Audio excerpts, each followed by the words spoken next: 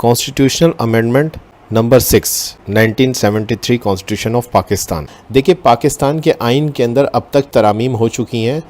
اور پہلی 7 امینڈمنٹس جو تھیں کانسٹیٹیوشن کے اندر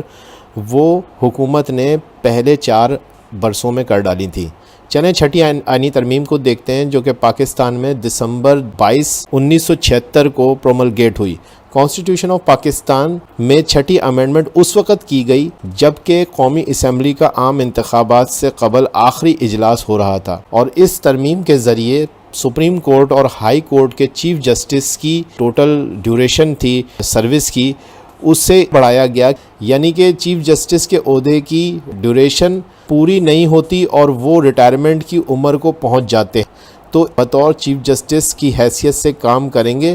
جب تک کہ ان کے عہدے کی ڈیوریشن پوری نہیں ہو جاتی.